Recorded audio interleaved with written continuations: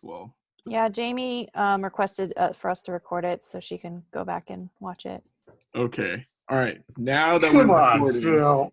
Sorry. Now that we're recording. Okay. Now we're recording. This is officially the Think Before You Drink number 2 about overhead injuries. We were just talking about injury prevention programs. So there's a study that came out about youth baseball players doing a prevention program for medial elbow injuries called the YKB-9, which is also called the Yokohama Baseball 9 program. It consists of 9 stretches and 9 strengthening exercises. So so seeing how special they are, they're it looks through pretty much like the whole body. There's all 9 exercises and stretches go to pretty much every region of the body. So for the 9 stretches, you start off with a brachial muscle massage, and then you go into a pronator muscle stretch, and then a tricep stretch, and then you do a cross arm stretch, and then your sleeper stretch, and then you have more of like a lower thorax mobility Isn't that this one? drill. That rotational So one? this one, so this one is you're kind of just you're in a hook lying position, and then you're swinging your knees back and from side to side. So they're trying to get more of that that thoracolumbar region. Yep. And then you have a trunk rotation stretch. That's just more of like you're switching your hips, and then you reach for the other side. Then you get a posterior hip stretch, so that's like close to a child's pose, and then you have your hip flexor stretch. So that's your 9 stretches. Now your 9 strengthening exercises, you're going into your rotator cuff muscle. So you go with your supraspinatus. They ask you to take your baseball glove, and then you're going into scaption, and you're abducting it to 60 degrees. So you do that on your dominant, your throwing arm. You do that for 20 times. And then your subscapularis strengthening exercises, you're pretty much doing you're laying supine, and then you have your arm at 90 degrees, and then you're going to internal rotation. And then you have your teres minor. You're laying supine, you're laying prone, and then I'm trying to look at the picture here, but let's see if I could. Oh, nope, that does not show. Anyway, you're laying prone, and you're going into external rotation, and you're lifting it from the floor. Your trap exercises, that's like your Ys. And then you do a push-up plus, and then you have your cat camel, your upper back rounding exercise, and then you have a trunk rotation exercise. And then you're doing a lateral slide exercise, which is like your single leg balance, and then you try to reach, laterally. So it's kind of like doing like a single leg balance with a reach. And then you do a elbow to knee exercise, which is you're in your pitching stance, and then you're bringing your elbow to your knee. So whichever knee is in front, it's kind of in a flexed position, and then you're bringing the contralateral elbow down to your knee. So it has that rotation of the hip. So those are your 9 strengthening exercises. And what they found is that comparing the... You guys have the article up right now? Sorry. Yeah. Yeah. What they saw is that they had, after a year follow-up, they look at the injuries, and it looks like that the intervention group had 50% less, close to 50% injuries less than the control group. And then they also had some biomechanical measures too, from what I see. So even with the control group, what I thought was pretty interesting was that, if you look at there's figure 5. If you look on page 466 on the journal article, they show a lot of the different graphs about like total rotation of the shoulder, hip internal rotation, strength of lower trap, and then thoracic kyphosis angle. I think what was really cool is that the intervention group, all those variables stayed consistent throughout the whole entire year from baseline to the end of the period, while the control group, you see like a huge change, as in you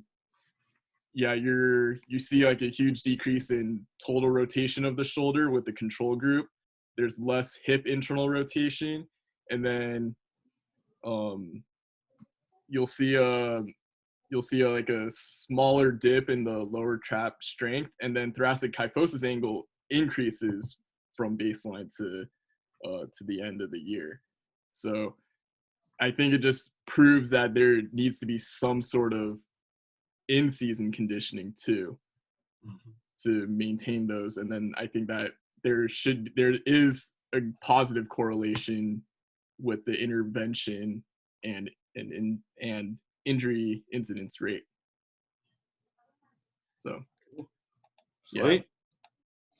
So I thought that was cool. And then I think I was supposed to look up the pitch count, and I think what was interesting, there was a good review done by Heath Malugan and Nels Leafblad, Chris Camp, and Stan Conti. So he pretty much breaks it down by level of baseball. So they talk about youth. Here. Yeah, yep. So that article right there. So they talk about youth, high school, college, and pros. In the youth part, I highlighted, I thought this part was like a really good highlight. So it says, for example, in a survey of 98 youth baseball players ages 4 to 16, 63% of respondents disagreed with the statement, "The more you throw, the more likely you are to get an injury." A majority of respondents also reported that they would continue playing if they experienced an injury or had a sore arm during a game. So I think it just kind of shows that like the youth kids, they're in that kind of mindset that like kind of like play through the pain per se. And it's just, even no matter if we like put a pitch count and we try to regulate it as much, and it's just, it really takes that communication between the parents, coaches, and the kid to make sure that the kid's safety and well-being is prioritized. Because even the kids don't know much better. It's like, oh, my arm feels sore, but what exactly is sore? Like, does that really play a huge role in like clinical decision making, things like that. And then I was thinking about this too, but it's like, even if we did regulate a pitch count, it doesn't change the fact that there's so many baseball players out there that will play during the off season anyway.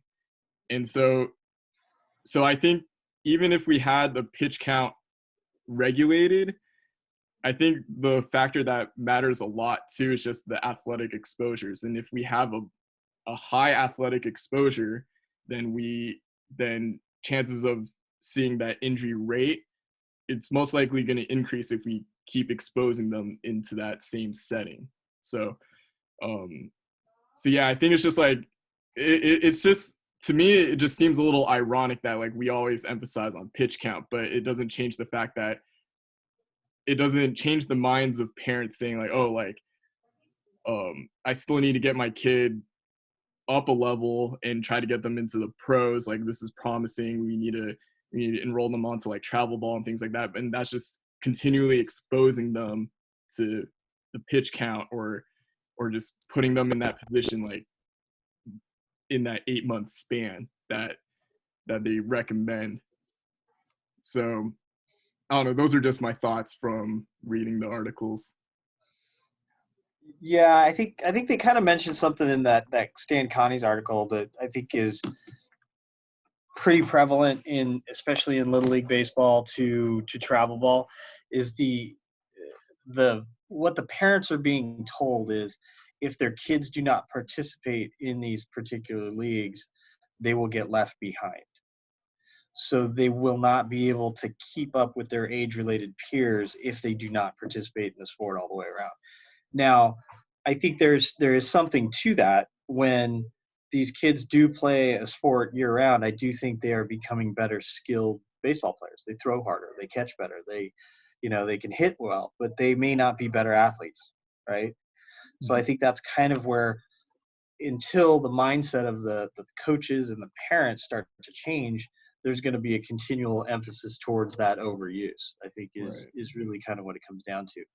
And kind of like that article that I pointed out last time in our in that the youth throwing one, was it most coaches know the pitch counts, or they don't really care about them, right? Because they kind of blow through it, they ignore it. So and I think the other part too, I think this was at the very end of that article, the Connie article, was it said something with the emphasis of so much towards making money, right? So the key is that there's this allure that they're going to make the professional level, and they're going to make money and get a scholarship and then go on to play Major League Baseball. Is a little bit unfortunate, but and Stan's really, really sharp guy when it comes to this stuff. So he's basically kind of given up a lot of his clinical practice to do the epidemiology of injuries and stuff like that. So, but pretty cool stuff.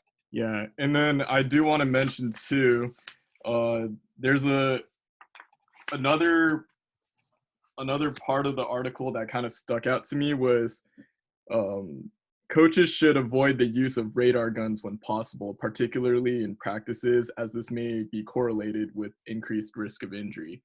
And then it kind of brought me back to Willow Glen. There was actually one of the vice principal's daughters on a travel softball team, and they were doing a bunch of showcases, and yeah, they mentioned to me, oh yeah, like she was in the showcase, the coaches out there had a radar gun, and they were just trying to measure they were trying to measure her pit or her throw velocity, and I thought that was just crazy. And then and I think just those kinds of like tools just really gives that false sense of like, oh well, if I don't pitch fast enough, then I'm not going to be scouted or recruited as an athlete. And I think that just gives that false sense. But what kind of struck to me too was that if the parents knew about it, why didn't they say something? Like if it's like, okay, they would question themselves, like, why is there a radar gun there? And I know they're going to try to make my child peak during their pitching or throwing velocity. And I know that's bad, but why didn't I intervene for that? And part of it is just, yeah. And I feel like just part of it's like, well, one, it's like, do I want to get in the way of an opportunity that might give my child like a scholarship opportunity or an opportunity to play at a higher level? Like, do I want to get in the way of that? Or maybe it might not cause an injury, something like that. But I don't know. It was just like, it kind of made me recall that distinct memory. Like, there was a showcase and they have these radar guns and they want to like put measurables to things. And then this article mentioned like coaches should not use a radar gun. Mm-hmm. Yeah. Yep. Definitely. Did you guys get the other stuff too on the so I'll pick up where Dexter was supposed to go. But Phil, I think it perfectly leads into the segue. So I was able to track down Mike Reinold's kind of PowerPoint from a couple of years ago at the Giants talk. I don't know, Jendo, were you at that one? Yes. Yeah. So I think what I kind of get out of that is it's pretty important to kind of go back and think about really kind of what the emphasis is for these kids, right? I think that's kind of one of those things that the parents kind of get so excited about. Oh my gosh, I want my kid to be the best. But they kind of miss out on the big picture. And so there's the sexy thing, and the sexy thing is velocity, right? So I'll just kind of go through, his talk, and I think it really kind of makes sense as to really why this has kind of gone the way it has.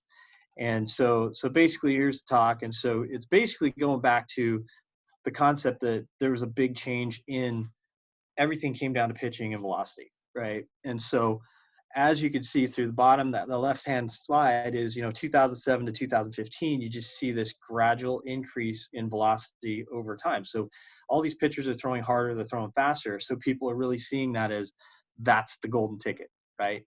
So basically everyone's coming out of this thinking, if I could just throw harder, the scouts will look at you, right? Which is exactly what Phil was just saying. So, when you start thinking about that, is it really the concept? Is it the scouts? Is it the scouting that's really driving this? And I think that, we're starting to look at the average velocity for most of these guys. They're throwing in the low 90s, which is pretty damn good. Some of the guys are getting higher than that, but that's the average. So where Stan Connie with that article comes in is he really kind of left baseball in that time of the injury era where we really started to see injuries peak. And that was kind of that, Dr. Andrews wrote the book Any Given Sunday. Stan was kind of seeing a lot of this, was seeing a heck of a lot more of the UCLs and slap tears and all this other stuff. So basically all these injuries were kind of just peaking and just getting out of control. And we were starting to see them occurring in younger age kids.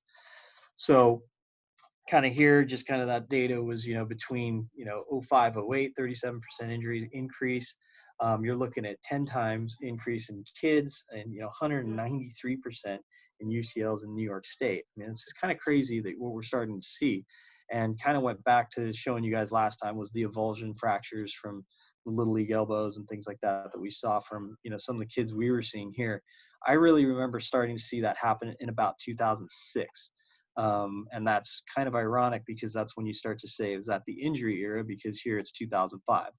So the reason I remember that was because at that time in Los Gatos, there was a new doctor, Deborah Popejoy. She was a pediatric orthopedic surgeon, and now she's up at the Shriners Hospital in Sacramento. And she was here in the area, and she was just like, sending us tons of kids. And we went from, the average age of the kids that we were seeing was, 18 to 22. And all of a sudden we started seeing 5, 6, 7, 8-year-old kids. And the arm injuries just got completely out of control. So I would agree that this is probably that time. So Mike kind of proposes, why is that increase? Well, it's the radar guns. I mean, here's a picture at a what they call a showcase where kids go and they start just doing different drills. They aren't really playing baseball. They're just throwing the ball, catching the ball, or hitting the ball. And these guys are all sitting in stands just shooting their radar guns to get the guys with the highest velocity. So, when you start looking at that, is there a correlation between elbow stress and velocity? Absolutely, right? So we're seeing that those two things go hand in hand. So what is the reason for injury? Everyone used to think it was the curveball. Everyone used to think it was, throwing the curve too early, too young, that kind of stuff. But there really is the one thing that continues to correlate to it, and it's just how much they throw, right? So what we do know is that throwing, just the mechanics of the throwing, this high stress to the elbow, especially the elbow more so than the shoulder, it's just there's a lot of stress there that is, especially at younger ages, they're just not able to tolerate if they overthrow or throw too much. So that goes back to those recommendations. If people are, one, not listening to the recommendations, or two, just kind of looking at it like, oh, well, this is the only way they're going to get better, right? So that's the thing that kind of sucks about it. But when you start thinking about it, that's the kind of stress that goes through the arm. It's like throwing a 300-pound dumbbell when they're throwing. So, but it's not just the overuse, and it's, it's kind of, you got to start looking at the whole equation of how much of it is the intensity, quantity, as well as the overuse. We start looking at that, that goes into the training programs. So kind of going into the, the stuff Japanese were doing, looking at, is there things that we can do to help kind of train them to improve their performance, but also to decrease their injury rate. And one of those things that you start looking at, and this is why the injury rate really started to pick up, especially in the younger kids, was velocity was kind of being marketed as throwing weighted balls. And that's the driveline companies, those types of things are really kind of emphasizing this is how you throw. So it was kind of the next big thing, right? So they were selling it to the parents of, if you want to get noticed, you got to throw harder. This is a fast way to get better. Okay. So, it's easy. People can sell that. If you can throw harder and throw faster, people will buy it. But if you say, oh, well, I want to, prevent injury, they kind of look at you a little sideways. They don't really care about that stuff. So the problem with that right now is that most of those programs, they're year round. Okay. The performance enhancement can't solely be focused on throwing. And that's kind of the whole thing where he talks in. The reason why I wanted to find this talk was because, I think we already kind of know this information, but I like the way he describes the concepts of how to break down the performance into different buckets of what we're trying to look at. So it can't be just on throwing. So, the whole thing of increasing velocity, there's all kinds of different ways to do it, but you kind of have to think about what the risk versus reward is. And one of the most valuable things I've learned in sports is it really comes down to risk reward. There are things that you might do treating a professional athlete that you may not do with your 40-year-old weekend warrior. Why? The risk versus reward.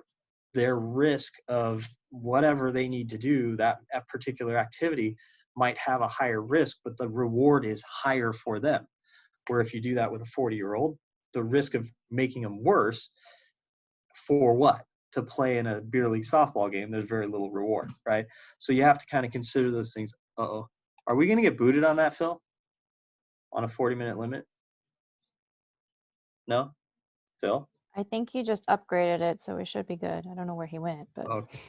Got it. So I think that's the whole thing of kind of going back to kind of preventing the injuries, enhance the performance. I think, obviously what Mike's saying here is the popular things are not always the best, right? So a lot of the stuff that's popular is on Instagram. And I think one of the worst places you can do about learning stuff is Instagram.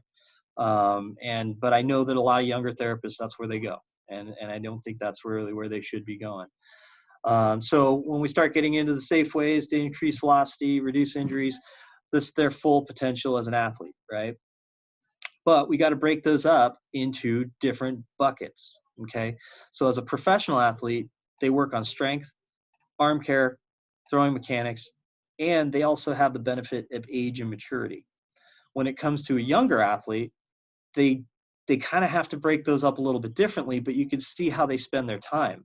They spend a lot of that time, not a lot of time, period, right? So they're really kind of squishing all this in here when they really should be maximizing all of those four components. So those are the four buckets: strengthening, arm care, throwing mechanics, age and maturity. And if you start thinking of it in that term, you'll start kind of getting a better grasp of when to do these different things at what time of year. So when you start thinking that is, kind of right in the beginning of the season is really when you're going to be doing a lot more of the throwing and emphasis on the mechanics.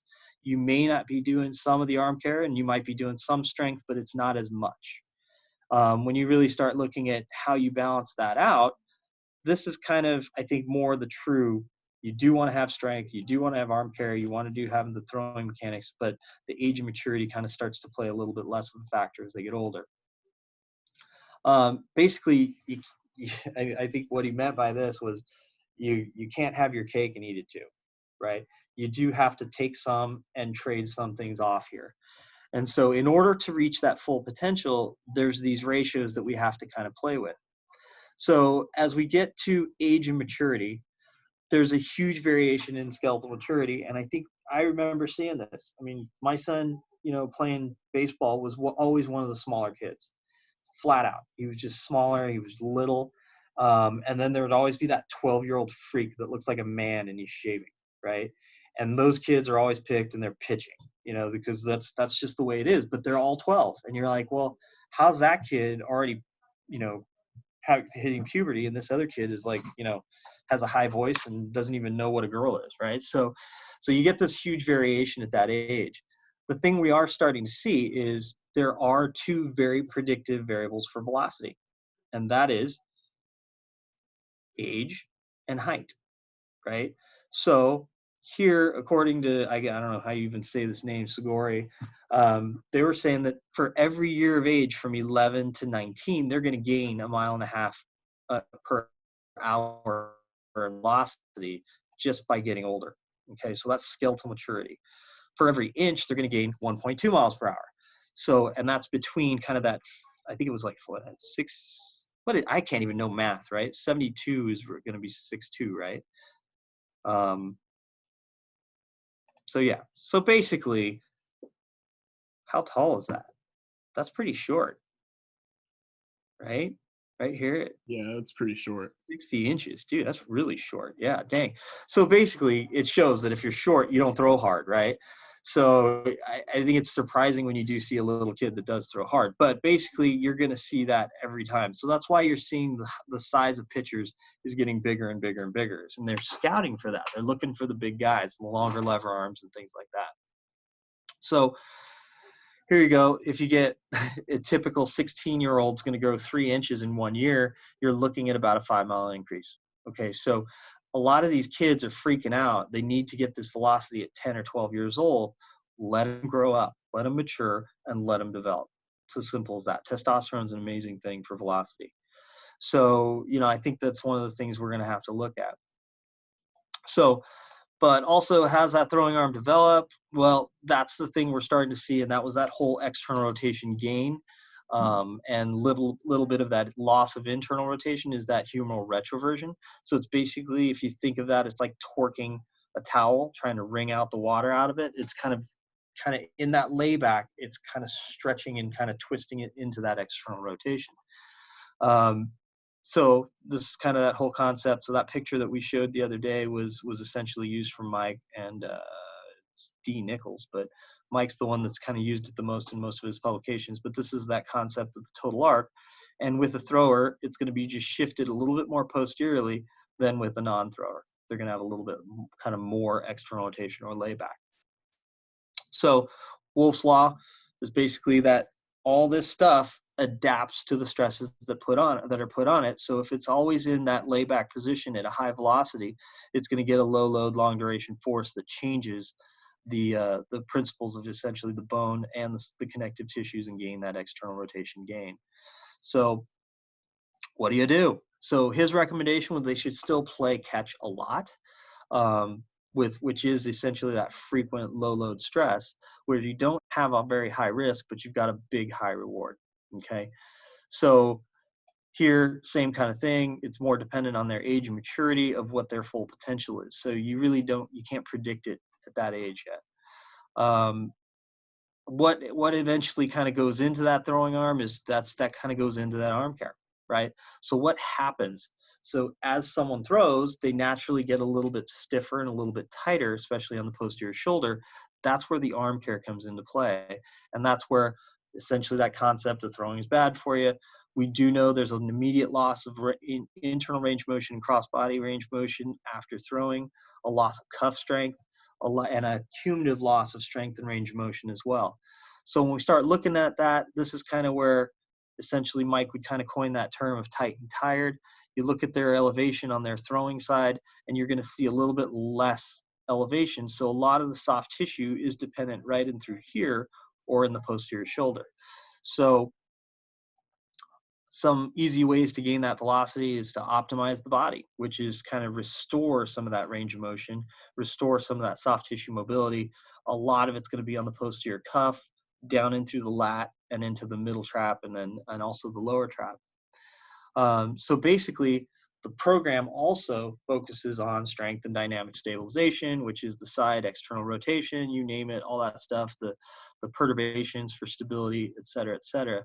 And so basically he's saying that it's not just the weighted ball type concepts that are kind of increasing strength. So all of these different things have been proven. So Raphael's done tons of research on just looking at dumbbells and bands will still increase rotator cuff strength or velocity as well. So those you could still do quite a bit during the season. You just may not do it quite as intense or as frequent as you might in the off season. So going back to that, you need the progressive resistance. Tubing generally isn't enough for the weakness. You need to go after that with free weight type things or kind of Kaiser type equipment or even the impulse inertial trainer. So, but there needs to be that combination of the strength and dynamic stability. And don't work that cuff to failure.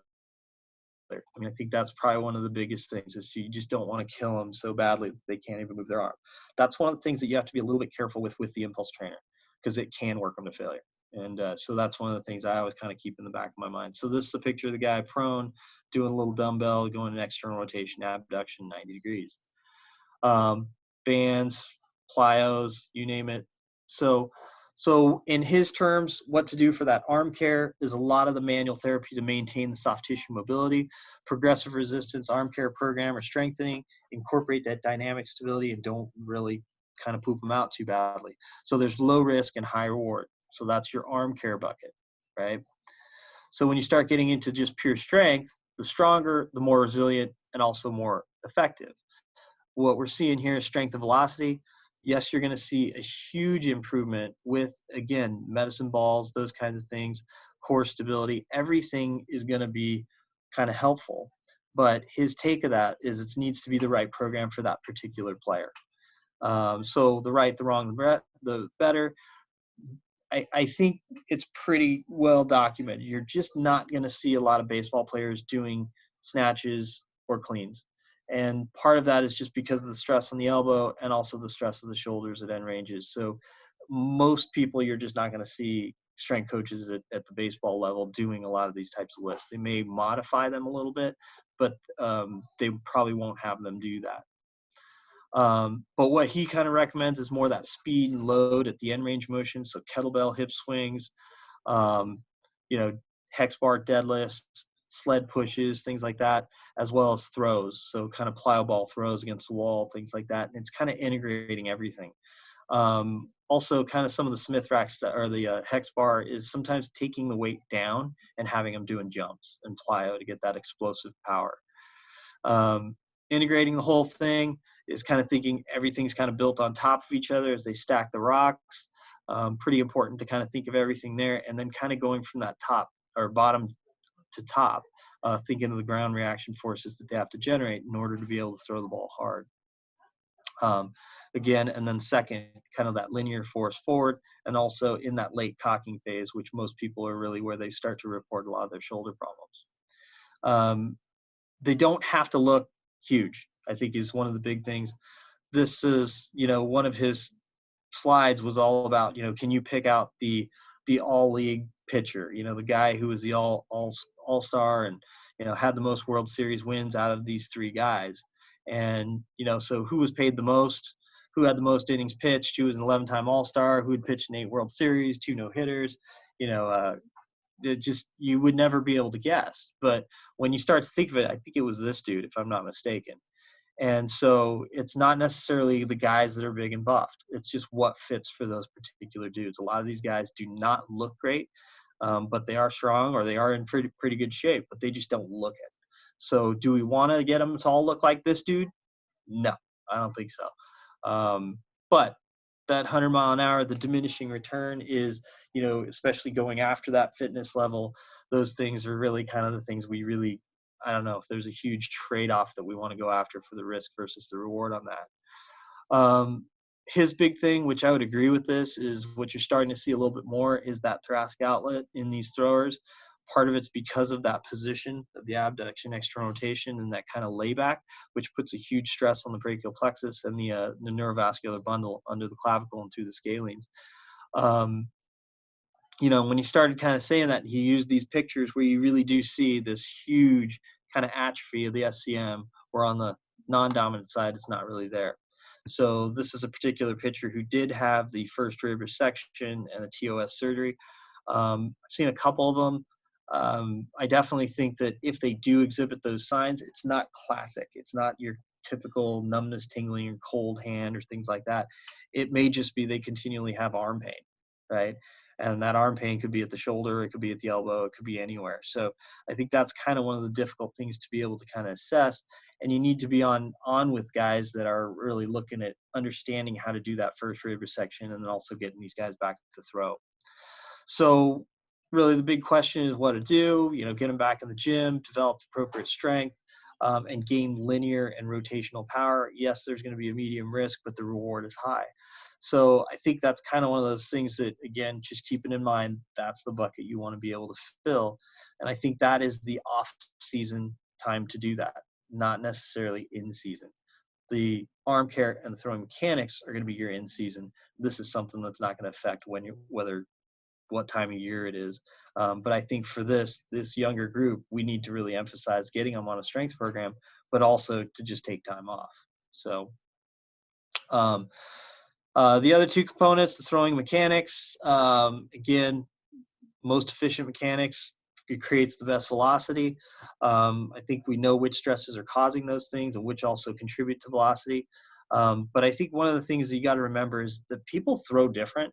And I think if we try and put everyone into the same bucket of what they should look like and how they should throw, what arm slot they should be, what angle their elbow should be, I think we're kind of missing the boat. There's some dudes that are just super efficient regardless of what arm slot they have. So it's not always necessarily that we're going to change that, especially when they get to the big league level. Again, biomechanics of velocity, there's the biggest things that we got to kind of consider in terms of the hip separation, stride length, the glove side forward trunk lean, as well as that whole concept of how far it does look like he's really far over, but if you really kind of tilt him back up, he's right at 90 degrees in terms of his arm strength or arm position or arm slot. Take-home message from that is really, if it was much more emphasized on these things than velocity for these kids, they would probably be a lot better off. So if we were really working on their mechanics as opposed to just velocity, they'd be doing much better. Training programs, the science of kind of throwing long toss. I think we do know that there's huge stresses on the arm, kind of starting at that 180 feet. Dr. Akazuki, who we work with quite a bit with San Jose State and the San Francisco Giants, he kind of advocates to not ever get to 180 feet. So he kind of nixes that part of the interval throwing program. Again, also, there is going to be some of that changing in mechanics when people really start throwing really hard. So I think we got to consider those things when we start going there. The science of the weighted balls, kind of going back to this, if you start thinking of the stresses that kind of goes on to it, this is kind of where I think where people were starting to kind of buy into this whole concept of the weighted balls. They definitely increase the volume or velocity. The balls are pretty small. We actually have the weighted balls here, but it's both kind of having that over and underloading effect. It's kind of like throwing a tennis ball. That sometimes people hurt really bad when they throw a tennis ball, but they throw something heavier and they feel a little bit better. That was kind of that concept behind that. In sports health, they kind of did look at this biomechanically.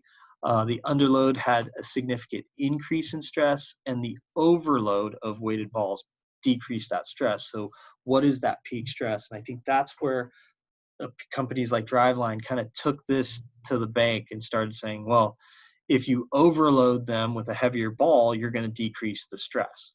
So then they really said, this is why, heavier balls makes you throw better, yada, yada, yada. The problem with that is you start seeing right here that peak with the 4-ounce ball. And so what we're trying to figure out is it does effective enhancing velocity, but we don't know exactly what the ideal dosage is. And that's kind of the bottom line, is how much should we really be doing this?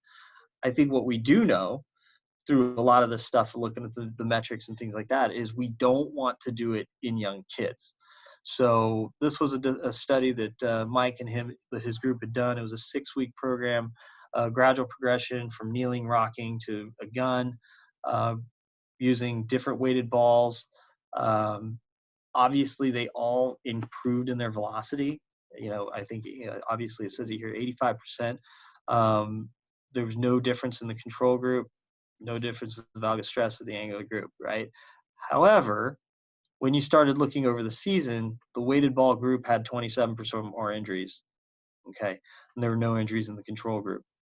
So when you start looking at the dominant total range of motion, there also was an increase in 5 degrees, which means that you're starting to stress the physes a little bit too much. There was no change in the control group. Strength, there really wasn't a huge change either.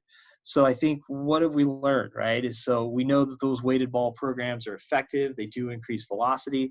However, when you start looking at it, what's the risk reward again, right? So if they kind of, help with that arm strength or not really. Do they really help with the arm speed, etc.? But if we're really kind of getting that increase in external rotation and total range in 6 weeks, that's a very fast time to gain that range of motion. And is it too much too quickly? Again, Wolff's laws. So yes, studies show external rotation correlates with throwing velocity. But here we are. If we're seeing the injury rates get climbing up and these players are gaining 10 degrees of external rotation using a weighted ball, we might be pushing them past their physiological limits, right, at too young of age. So is it kind of, is it that? Is it that we're pushing them too hard? Or is it that we aren't giving them rest and adequate time away from throwing? So those are the questions that are kind of always posed in the baseball world. But we do know this. You got 5 times more likelihood to get injured if you're pitching more than eight months per year. And this was been known for quite a while. And this goes back to 1980 or 2006. But we just don't really know what's the true dosage. And I think that depends kind of highly on the kid, right? But I think that's something that we need to be a little bit more conscious of. So what's the recommendation or what to do is, learn the proper mechanics. You can't have your primary thing of a velocity program. And you really shouldn't be throwing long toss and weighted balls with everybody. You got to be very careful with who you do that. Again, you can't have your cake and eat it too. So his whole performance enhancement program, I know Phil just finished this through Mike Reynolds' performance. What do you call that thing, Phil? Champion performance specialist. There you go. Congratulations, Phil. So I don't know how specific it was for baseball, but so basically his whole thing for baseball is to reduce the stress, increase the efficiency, manage the stress with PT and the manual therapy, and maximize potential with the arm care, stability, strength conditioning, and integrating the whole chain. I think one of the things too that I know that has been kind of backed out a lot with some of the PT programs is, they know that exercise is really the big thing. But I think the emphasis, because the research isn't super solid on manual therapy, is not as emphasized. But I think manual therapy does have a key here in helping manage the stress on the shoulder. I would 100% agree with that. But I know that there's a lot of people that don't necessarily believe that. So, but yeah, so I thought this was really kind of the best explanation of how to kind of clump all this stuff together and how to understand what buckets we need to fill for each of these guys. It doesn't give you a perfect recipe for when you should do what, but you should have a pretty good idea of what you want to be able to do for them to help them minimize that injury and help kind of spread out the strengthening and stuff through the year. So cool. Awesome. Good times. What's in the chat? Oh, you upgraded Zoom, Phil. Thank you. You didn't? I did. Okay, cool. All right. So cut through your share of knowledge, Ross. My rambling. So no, I'm just I was interpreting information and I was pulling it off of memory from what I remember him talking about too. So EMG stuff. Any cool stuff that you guys found? So I had a few articles and then Pam and Dexter sent me some of theirs as well. And there was actually some overlap. So that's kind of cool. But what I ended up doing was I created a Google Doc and I made this table where it lists the article, the exercises they looked at, and then what the results were in terms of EMG activation. So I'll share that with everyone in the email thread that Phil has for this drink thing. Drink thing. Yeah. So some of them are older just because they're like classics and they're like the one, like quote unquote classics, like the ones that were cited like multiple times at like the San Francisco Giants Sportsmed conference and then the ASMI course. But I think it's just because Mike and Kevin were there. So it's their research. But like their study. Yeah, all of them were there. So they cite their own research. But yeah, so there's one by Mike and Kevin from 2002 that just showed the EMG activation of infraspinatus and teres minor of different external rotation exercises, whether it was prone, standing, all that stuff. So that's in there. And then some of the newer stuff. One that was really interesting was this systematic review done in 2017. It was in JOSPT. But they did a systematic review of 20 articles of EMG studies, and what they ended up doing was pulling the data from those 20 articles, and he created these beautiful like bar charts of like each muscle group, all 4 rotator cuff muscles, and it goes from like lowest EMG activity to highest EMG activity. So what's neat is like you can see which exercises are like more feasible for someone early on, like post-op rotator cuff or what have you, where you don't want to activate as many of the muscles. And then like at the other end of the spectrum where you want to specifically target that muscle, these are your go-to, right, for highest EMG activity. So I thought that article was really cool. I have copies of all these articles. So if you guys want any of them, I can just let me know and I'll email them to you. Sorry, how do I share this right now? Is there a way to just show? Oh, I can share my screen, huh? Can I do that? Yeah, press that green button. Okay. I'm like so new to Zoom, guys. Whoa, what'd I do? Okay, I think I choose this. Wait. Wait, how do you know which one to choose? Just click on it. But there's so many options. Just click on, well, the one that you want to share. It should be like a bunch of windows. Yeah. Okay. Like if you want it, if your article is on the Google, oh, there we go. Can you see it? Ow! Okay. Dang. Cool. Yeah. So this is the title. Yeah. So this Edwards one right here is the systematic review. So I kind of summarized some of them, like lowest and highest, but if you want the article, I can send it to you. That shows all the charts. This was the one that came out at the end of last year in International Journal of Sports PT with Masaki. Yeah, from San Jose State with Todd Ellenbecker, looking at scaption raises and standing versus quadruped versus prone, and at various weights, and what the EMG activity was for upper trap versus lower trap for all those. Sexy. Just noticed that. This third one is the research platform I went to. So there's no article on it. It's just the notes I took from the presentation, but it's an exercise we all use a lot. It's the band pull apart one, like this and like this and like this, right? So Chase usually calls those like the cheerleaders, like the cheerleaders. Yeah, I don't know why you call them cheerleaders. It's just like this.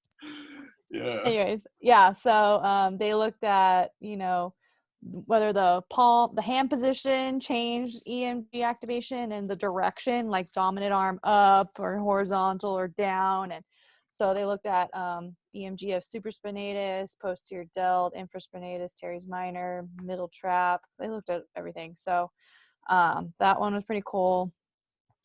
And then that's the Mike and Kevin one I mentioned earlier. They looked at all these exercises, and these are kind of the highlights of their study. The most. Is that where they came up with the throwers 10? Is that the one? I don't know. Maybe. It might be. Okay. Yeah. Okay. I know it's the one. 10, or this is like or they were looking at throwers 10 exercises. I think they got the throwers 10 out of that study. So, because originally the throwers 10 was kind of come up by a guy named Townsend. And then I think when they actually studied the EMGs, then they were like, yes, here's your top 10 exercises for a thrower. So I know this is the one where it showed why the towel between the elbow and the body is important, because it increases external rotation activity. So so that was a big one from that one. And these are some other ones that like Pam and Dexter and I kind of found through the years. And some of them had some really weird exercises, so I tried to like put the pictures from the articles in there. Let's see. Yeah, so I'll share this with you guys. This one was a weird one, this 2008 Kibler one. There's some older school exercises, I feel like I don't, like lawnmower and robbery. Like oversex. That's like Russ Payne is famous for all these exercises. Oh yeah, is that where these come from? He always talks about the robber, the robber. It's like, oh, okay. Yeah. So we're talking like the sexiest exercise, are we looking at like highest EMG activity that's considered the sexiest, or are we looking at like visual aesthetic, like sexy? I don't know. I think because I think we're talking sexy because typically Like a lot what of these gets the people exercises are pretty going? boring, right? Yeah. Like, what makes people go, oh, this is cool, right? How many times have you shown them external rotation and they go, oh, right? And Yeah. it's the same thing. It's like vanilla, right? Yeah. So we're looking for that chocolate sundae, with cookie crumbles on top and a cherry. Well, I think it depends on your perspective. If you're nerds and like say, I love this, I think this exercise is sexy because look at all that EMG activity. Woo. Yeah. Right? But to patients, that's probably not as exciting. Throw in some lawnmowers, make it sexy. And then make at least them get a make good- the noise too. Vroom. Oh man. Yeah, good stuff. Funny. Anyways, so I'll share that with you guys and everyone in the group on the email thread. If you guys know of any other ones, feel free to add on to this. Like, it doesn't have to be like this is the ones, right? It could be a living document, like, and we keep kind of adding on stuff. I like your title too. Sexy RC and stuff. That's what I saw. I was just going based off the outline for today's Think Before You Drink session. Oh. That's Ross. That's all Ross. Okay. That Alright, reminds me of at TCC at the Westgate. Remember, there's that sexy show. Oh yeah. Yeah. And so for that one year when I was there with Dan, every time we'd walk by the sign, I'd be like, sexy. He'd be like, dude, all right, you said it like 20 times already. Oh I feel man. like every year there's like one thing you have on repeat at TCC. This year it was Shania. I love her. Dude, Tonight. dude, I love Shania all the time, dude. Yeah, but that was like every billboard we saw. Because she was up a Shania. lot. She was just They were promoting her making a residency. comeback. All right, let's get Paka going. All What you right. got, Paka? Nothing really. Well, I thought Paulina was gonna come up too. Sorry, guys. Oh, what are your thoughts so far? On our athletic training aspect of this whole thing that we talked last time. Yeah. Like, what are some on-field things? Let me think. Well, definitely what I've been doing actually with not so much with swimming at SJSU, but with synchro, I just have them do trying to create like a warm-up that gets like the main muscle groups that they need for their practices. I've been teaching them that. It's basically just a dynamic warm-up. So I think if like an athletic trainer works with a team, it would be very beneficial. I mean, I don't know, it also depends on the strength and conditioning and the coaches, like what they think of it, but I think it would be really beneficial if we were included in their warm-up routine for games or practices as well, and we created one that is not only a warm-up but more of an injury prevention stuff as well, because I put in my warm-up, I put a lot of injury prevention stuff, just like rhythmic stabilization and like other like stuff for synchro as well. So I mean, I haven't thought of any special like stuff for different sports, but I know I do have one for synchro, and they seem to like it. And it's interesting because sometimes they don't do it on their own and they complain after their workout. So yeah, I don't know if that makes sense. Yeah.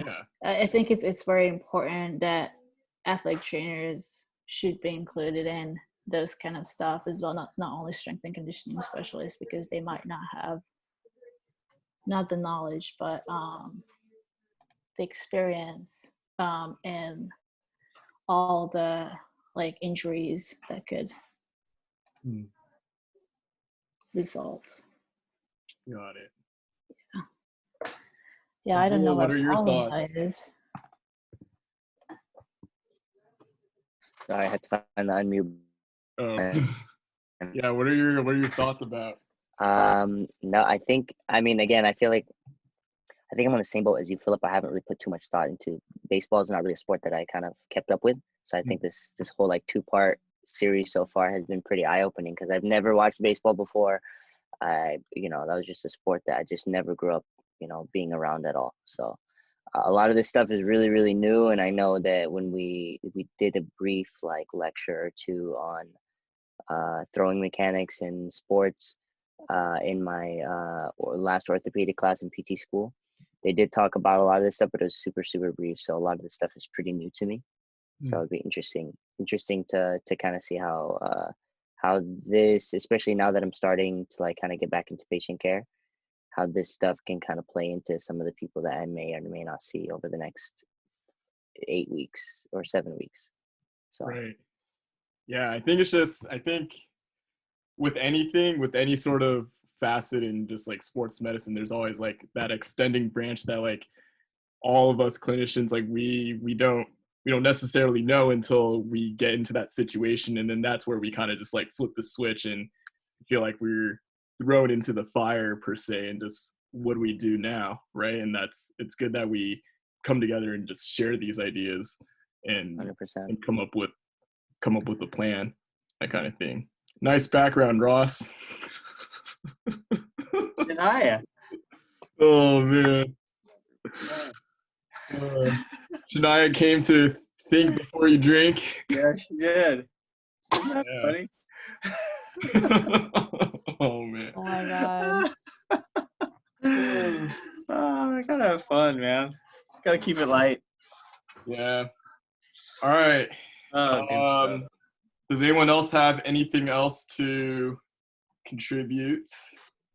I think we went over a lot in a short amount of time for an hour, just to talk about a lot of different facets.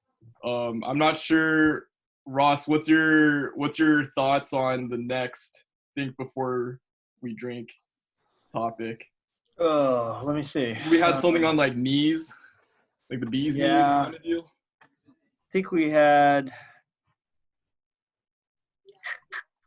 Let me see. Let me look here. Yeah, there's a couple things we could kind of go over. We could do clinical reasoning, That'd be a good one. hamstring avulsions, or knee stuff. I think I vote clinical reasoning. yeah, we can do clinical reasoning. I like that. Okay. Yeah. All right, that works. Cool. All right, so 2 weeks from now, we'll go over clinical reasoning. Just are we talking about more of like a what's that? Like an algorithm based approach, clinical reasoning, or just like anything? Kind of like a mix between the the PowerPoint that we had and also some of the stuff from Rob's course. So I could have Jendo can kind of throw in her 2 cents on a lot of it too, and kind of add in a little bit more. So, but kind of going, we can even bring in. We'll tie it up with the PDF, the evaluation form too, Abdul. Yeah. Cool. Yeah, that sounds good. Yeah. Awesome. Cool. Well, thanks, Paco, Abdul, Jendo, and Ross. No This was problem. great. Thank you. We'll see everyone in 2 weeks. Hopefully, get some more participants, and think before we drink. Keep spreading the wealth of knowledge. Oh, one thing I wanted to say real quick. Sorry. Yes. That article you're talking about, the YKB9. Yeah. I looked like closer at the intervention, and they only asked them to do those exercises at least once a week. So that wasn't even that frequent, and they got those results. So I thought that was interesting.